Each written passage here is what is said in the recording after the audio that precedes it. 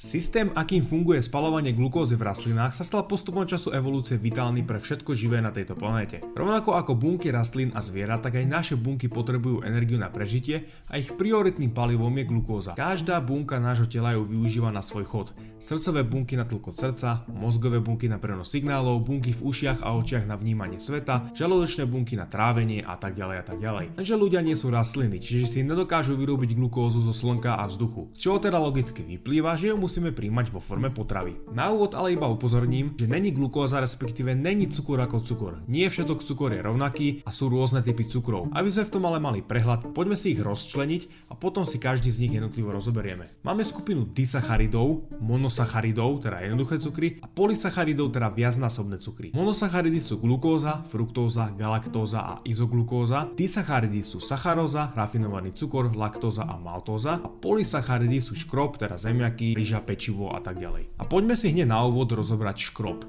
Ten sa rozkladá v našej puse na glukózu. Ak by si napríklad minútu v kuse žuval chlieb alebo rožok, začal by po chvíľke chutiť veľmi sladko. Schválne si to môžeš vyskúšať. Ide o to, že ak zjeme škrob, tak naše sliny a aj tráviace enzymy, hlavne teda alfa-amyláza, rozštiepi škrob na glukózu. Chlieb sa vyrába z múky a zo pšeničných zrn, bohatých práve na škrob. Rovnako ako väčšina múčnych jedál, či už sa jedná o koláče, buchty a tak ďalej. Po zjedení sa škrob v tele ihneď mení na glukózu, pričom tento proces začína už v našich ústach. No a napríklad také ovocie je sladké už na prvé zárieznutie, pretože obsahuje voľné molekuly glukózy, ktoré chutia sladko.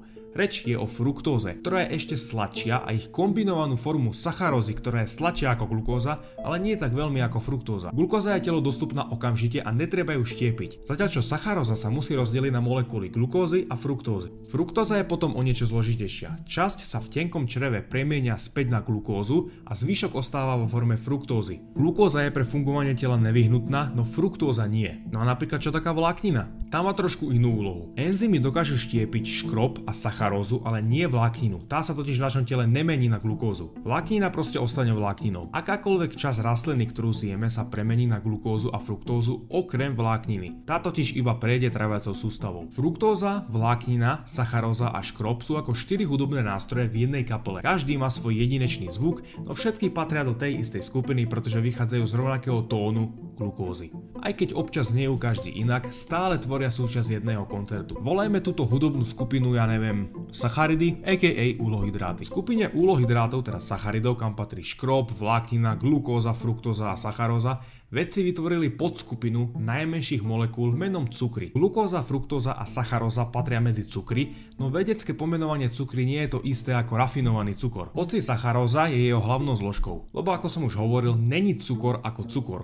Úlohydráty sú prítomné v rastlinách v rôznych množstvách, napríklad brokolica má veľa vlákniny a málo škrobu a zemiak je zase veľa škrobu a málo vlákniny. Ľudia často mylne považujú za úlohydráty iba škrob a cukry, pričom zabúdajú na vlákninu, ktorá sa neabsorbuje do krvného obehu ako ostatní členovia. Každopádne len aby sme sa teda rozumeli, pojem uhlohydráty či sacharidy budeme používať na škrobové a sladké jedlá, teda zemiaky, cestovina, ryža, chlieb, ovocie, zákusky atď. No nie zeleniny, lebo tá je do veľkej miery tvorená vlákninou. Slovom cukor bude označovaný rafinovaný cukor. Dôležité je aj podotknúť, že živočích nemusí prijať glukózu z rastlín, aby prežil. Niektoré čisto mäsožravé tvory, či napríklad ľudia žijúci v oblastiach bez prístupu k ovociu či zelenine, napríklad v chladných oblastiach, sú schopní prežiť aj tak. Ide totiž o to, že glukóza je pre naše bunky taká dôležitá, že ak ju nedokážeme získať z potravy, naše telo si ju dokáže samé vyrobiť. Naše telo si ju dokáže vyrobiť z jedla, z tukov alebo bielkovín. Naša pečeň vie jednu veľmi vymakanú vec, ktorá umožňuje telu adaptáciu. Ak je prísun glukózy limitovaný, naše bunky môžu prepnúť na spaľovanie tukov. Tento proces nazývame metabolickou flexibilitou. Jediné bunky, ktoré sa musia vždy spoliehať na glukózu, sú červené krvinky. Úlohydráty ale nie sú biologicky potrebné. Nepotrebujeme jesť cukor, aby sme prežili, ale sú rýchlym zdrojom energie, dobre chutia a konzumujeme ich už milióny rokov. No v dnešnom storočí o trochu viac ako kedysi. To si ale rozoberieme už v ďalších častiach.